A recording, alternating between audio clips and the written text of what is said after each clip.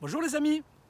Donc dans l'épisode d'aujourd'hui on va regarder, j'ai fait un test sur deux ruches. Alors j'ai fait sur des nucléis, mais les nucléis c'est vraiment particulier. Donc j'ai fait un test sur des ruches qui sont, c'est des ruches de prod. Donc c'est des ruches populeuses, c'est pas des essaims de l'année. Où j'avais mis à la porte d'entrée une grille à rennes pour pas que les frelons asiatiques puissent rentrer. Je veux regarder si ça fonctionnait. Et je veux regarder aussi si ça n'a pas affaibli trop les colonies en rapport des autres, si elles ont consommé plus de nourriture. Pareil, si elles ont rentré plus ou moins de pollen et de nectar, quoi, faire un petit peu le bilan. Et vous regardez aussi si ça n'a pas perturbé la reine dans la ponte. Voir s'il y a toujours de la ponte ou s'il n'y a pas de la ponte. Donc écoutez, je lance l'intro et on se retrouve.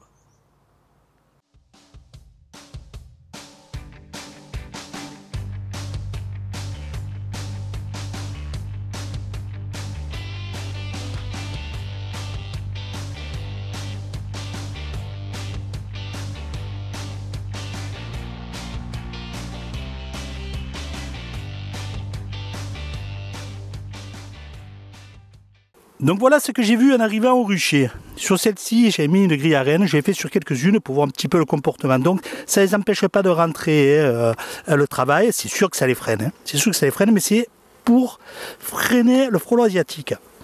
Et là, qu'est-ce que j'ai découvert en regardant? Hop, vous voyez, elles en font tomber un déjà. Je le récupère. Donc là, elles sont en train de le sortir. Ça, c'est le second. Le premier, il est dans les ronces. J'aurais pu avoir où il est. Donc, juste pour vous montrer, ce ne sont pas des bébés quand même. Hein.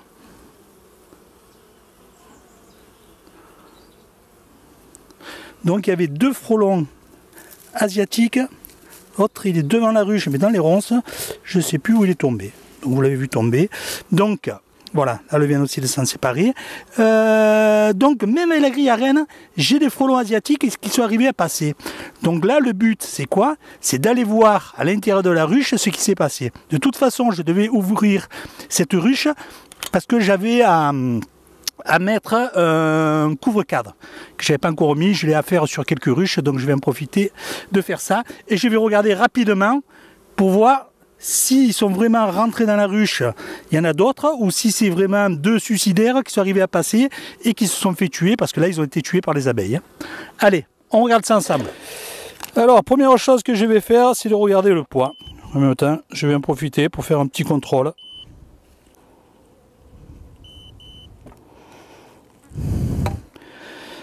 17 600. 17 kg 600 sur l'arrière, donc en gros on multiplie par deux, hein, on va dire 35 kg. Donc celle-là, ça va aller, elle est au poids, donc il n'y a pas de souci. Oh, c'est soufflé, ça me fatigue. Je pense que c'est une des dernières fois que je l'utilise. Je pense que je vais passer avec la Pisoulis. Je vais regarder ça. Alors, la dernière fois, 19-10. Donc le 19-10, et aujourd'hui, on est exactement le 16. Donc 3 jours après, ça fait un mois. Elle était à 17 kg, elle a pris 600 grammes. Donc comme je vous dis, j'ai pas mis de couvre-cadre, donc j'ai des abeilles qui viennent dans le nourrisseur. Donc c'est sûr que je dois en avoir dessous. Allez, soufflez. Ouais, ça souffle rien du tout. Ouais, ça va, il n'y a pas grand monde. Alors il faut faire attention, j'ai pris ma vareuse, et je l'ai toujours quand même, ma vareuse, mais je l'ai pris parce que en cette période d'hiver, de début d'hiver, mais même si aujourd'hui il fait en voiture il fait 17-18 en voiture, donc là au soleil il fait vraiment bon. Hein. Je suis ensuite, j'ai chaud, vous voyez, je pourrais être en t-shirt facilement, hein. Très facilement. Hein. Donc on n'a pas un problème de température, mais par contre les abeilles elles peuvent être plus agressives. Hein. Donc il faut quand même être prévoyant. Bon, je retourne l'allumer. et je reviens. Voilà. Je suis arrivé. Vous voyez, j'ai pas de couvre-cadre. Hein. Donc 35 kg et on est sur 8 cadres. Donc elle est largement en dessus le poids. Donc je vois des abeilles. Je vois pas une agressivité particulière, bien qu'elle pourrait être agressive, hein, comme je vous ai dit, due à la période. Hein. Donc pas systématiquement à cause du frelon. Donc c'est sûrement 2 frelons qui sont arrivés à rentrer, même avec la grille à reine. Alors ça me... Voilà. Ça me fatigue un peu les frelons qui arrivent à passer.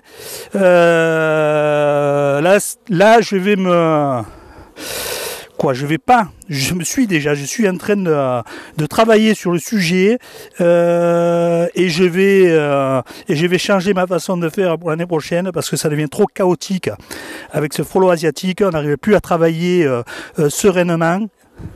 Donc je vais changer quelque chose, ma façon de piéger, le matériel avec quoi piéger. Oh, j'ai tout essayé pour l'instant, que ce soit les bouteilles, les bocaux, les muselières de tout type avec des tuyaux en PVC en dessus, la fermier en dessus, je ne sais plus comment ça s'appelle.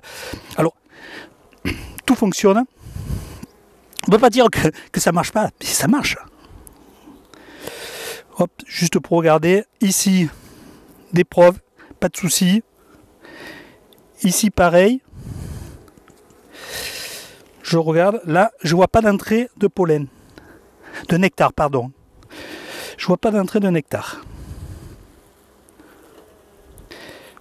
Oui, j'étais en train de vous dire que dans les pièges, moi, tout ce que je mets, ça fonctionne. Il n'y a rien que je vais vous dire qui fonctionne pas.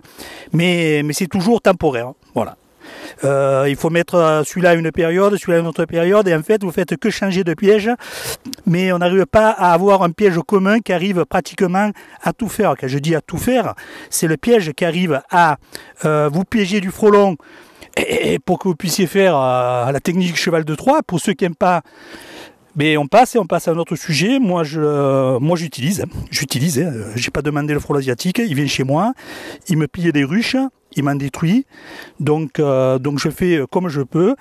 Demain si au niveau de l'État on a des solutions appropriées pour lutter, c'est volontiers que j'utiliserai, mais l'État est complètement absent du sujet, donc on se débrouille tout seul et on se débrouille comment on veut, comment on peut, et malheureusement on n'a rien. Donc pour ceux qui ne sont pas d'accord sur le système, mais moi je les invite, qui viennent passer des journées entières devant les ruchers avec une raquette Babington, là, ou ceux qui veulent, ils viendront tuer du frelon asiatique, comme ça ils pourront faire un tri sélectif. Donc tout ça pour dire que je suis en train de regarder et que j'ai quasiment fait mon choix. Je vous montrerai ça dans une vidéo pour montrer ce que moi je pense qui peut être pas mal, que je vais utiliser et que je vais faire vivre tout au long de ma chaîne pour vous montrer si ça marche ou si ça marche pas.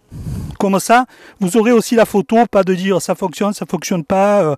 Voilà, peut-être que je vais faire des erreurs d'utilisation et d'autres qui l'utilisent, qui ont une meilleure méthode que moi ou une meilleure utilisation pourront peut-être rectifier le tir là-dessus. Donc, on voit que le frelon n'a pas fait de dégâts dans la ruche. C'est calme, hein. Je vais en profiter pour bouger mes lanières. Donc tout ça, c'est des provisions. Ça fait 3 cadres de provisions que je sors. Donc pas de couvain. D'ailleurs, il ne doit pas rester grand-chose en couvain dans celle-ci. Là où elle est située,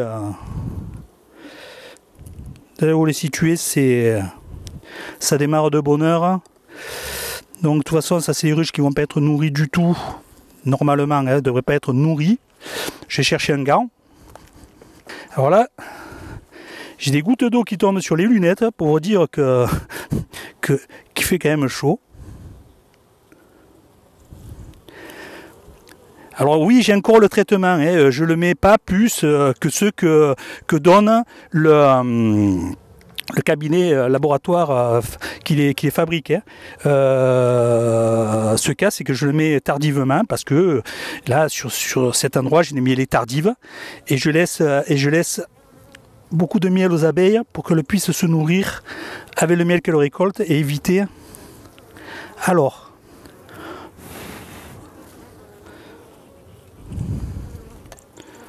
donc ici, il y a la reine. Donc elle est ici, donc je sais déjà, vous voyez, elle est bien ici. Je vais juste regarder. Ouais, bien de la ponte. Hein. C'est tout pondu. Alors il n'y a pas, il y a pas kilomètre carré. Hein. Il n'y a pas kilomètre carré. Ça démarre à peu près de là où elle est et ça descend comme ça. Voilà. Et tout le reste, ici, c'est du nectar, miel, et ici c'est du pollen. Donc la bandelette, elle était au bon endroit. Elle était bien sur le couvain. J'avais un doute, hein, parce que ça a quand même beaucoup réduit. Alors ici, qu'est-ce qu'on va découvrir? Alors ici j'ai du couvain, de mon côté j'ai du couvain. Ici j'ai du couvain. Donc là, vous voyez, donc elle est bien sur le couvain. Il ne reste pas des kilos hein, de couvain. Hein. Ici, je vais le tourner comme ceci, ce sera plus facile. Et après, je vais accélérer parce que c'est pas quand même un temps pour les laisser toujours comme ça. Ici, vous voyez le couvain, hein. D'accord? Donc, je vais juste regarder celui-là d'après pour voir s'il y a du couvain. Non, pas de couvain. Il y a peut-être de la ponte, mais bon, je les embête pas plus. Donc voilà, j'ai nettoyé ma lanière. Donc celle-ci, je la décale un petit peu pour que le reste est quand même sur le couvain. Et celle de derrière aussi, mais beaucoup moins parce que le couvain est moins tendu de ce côté. Hein. Donc elle était là devant, je vais la décaler que là, hein. C'est tout. Hop, après ce petit pôle là. Et puis maintenant je vais fermer, on va discuter une fois que ce sera fermé, qu'elle soit beaucoup plus tranquille. Donc la partition est en place, tout en place, j'enlève pas la propolis, voilà. Hop, je fais rentrer les dernières abeilles, voilà. Je laisse la propolis, alors pourquoi je la laisse? C'est sur un joint, hein, vous voyez. Hop, ça me fait un joint et ça le colle bien. Donc c'est parfait. Avant de le remettre, je vérifie, sinon elles vont être piégées. Vous voyez, bon, il n'y en a pas beaucoup. Il y en a 4 ou 5. C'est toujours pareil. 4 ou 5. Je les fais tomber pour que l'on rentre dans la ruche. Là par contre, j'ai pas l'utilité de garder sur le haut au police. Donc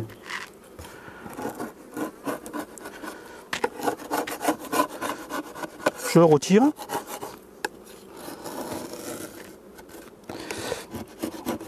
Alors celle-ci, vous avez vu, 34 600, donc on va dire en gros 35 la ruche complète sur 8 cadres, ça va pas mourir de faim. Hormis quelque chose d'exceptionnel. Je vois pas quoi, mais... Et c'est une ruche qui pour moi va même pas être...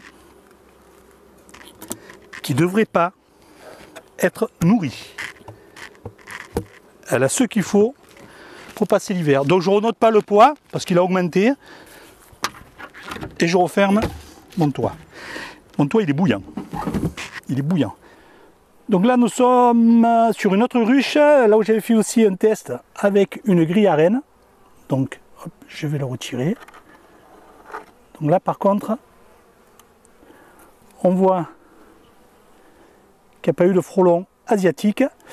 Donc on va regarder maintenant la différence de poids et regarder s'il n'y a rien de normal sur celle-ci.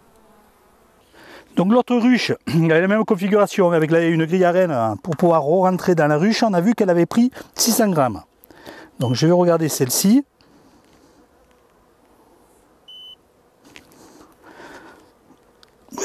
Celle-ci elle pèse énormément. Voilà. Alors, pesée arrière, 18,35. 18,35 pour 8 cadres. Et donc le 17,10, elle faisait 17 kg. 18,35, elle a pris 1,3 kg.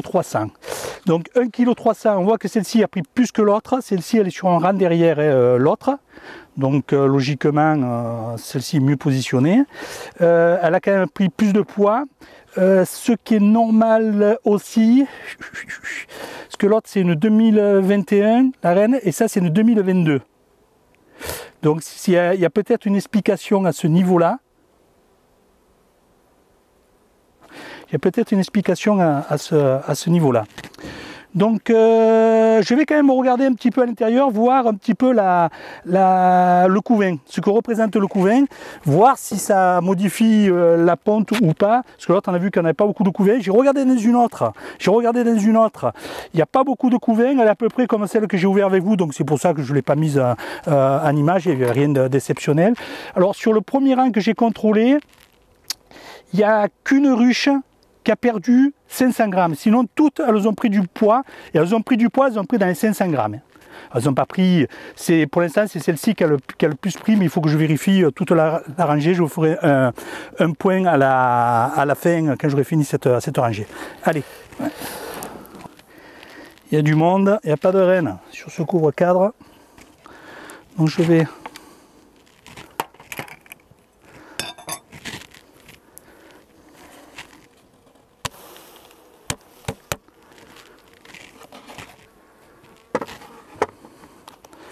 Allez mes petites, oh, de ne pas avoir froid parce que je transpire, hein.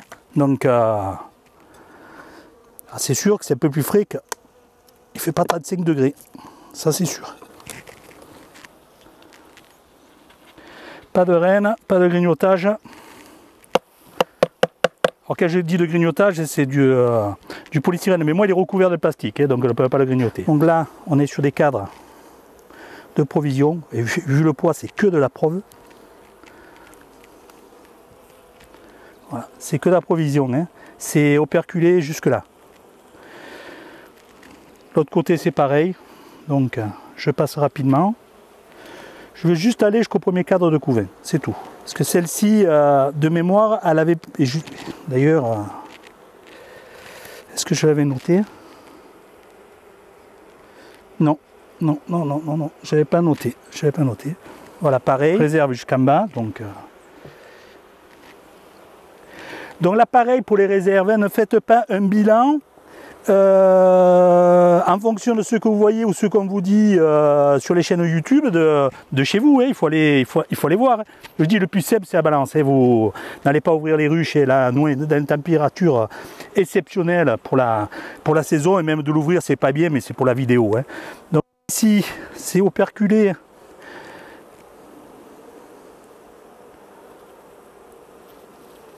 Jusqu'ici, parce que là c'est du pollen, à partir de là c'est du pollen, donc on ne devrait pas être bien loin du couvain, peut-être encore un cadre de réserve, suivant comme elles se sont organisées, ou si elles ont eu beaucoup de rentrées, elles ont peut-être continué après par la suite. Mais quand on commence à voir comme ça d'organisation du pollen, ça veut dire qu'elles le préparent pour pouvoir nourrir, le couvain.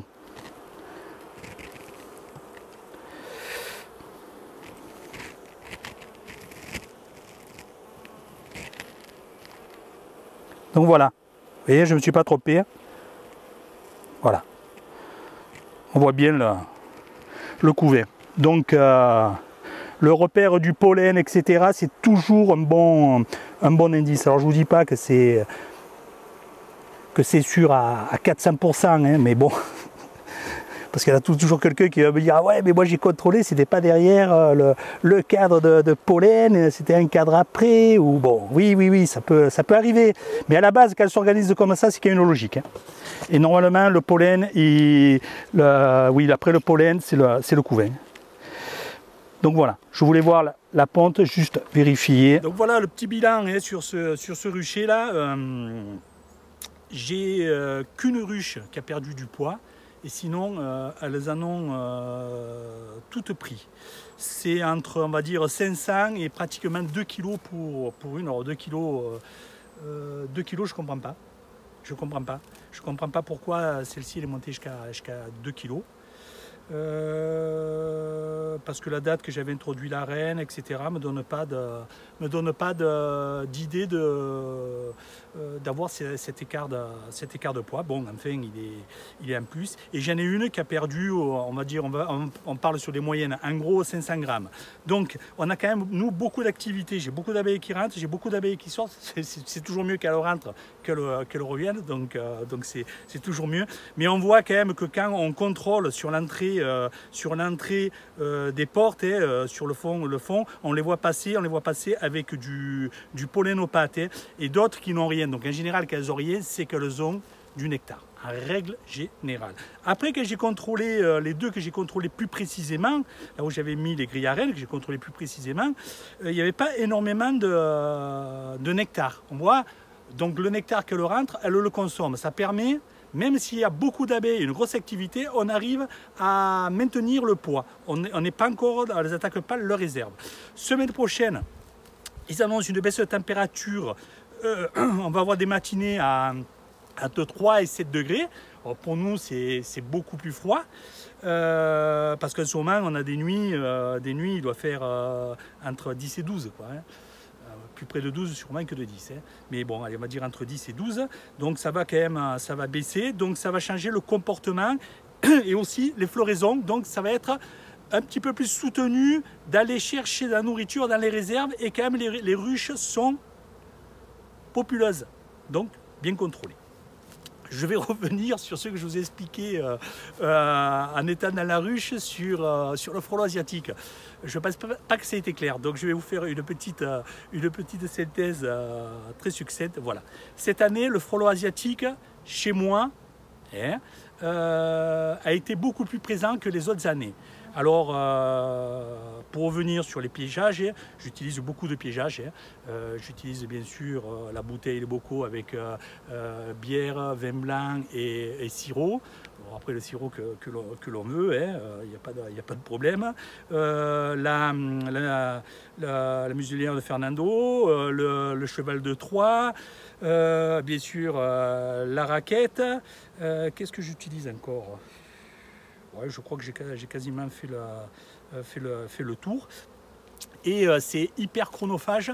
Et sur certaines, j'ai testé aussi avec des grilles à reine. Là sur 2, mais toutes mes nucléi après que j'ai eu une vingtaine qui se sont faites vider, je les ai toutes équipées de grilles à reine à l'entrée. Ça a été fini, mais c'est très dur à pouvoir travailler avec l'élevage. Il faut que les reines sortent, donc il faut les mettre, l'enlever, etc.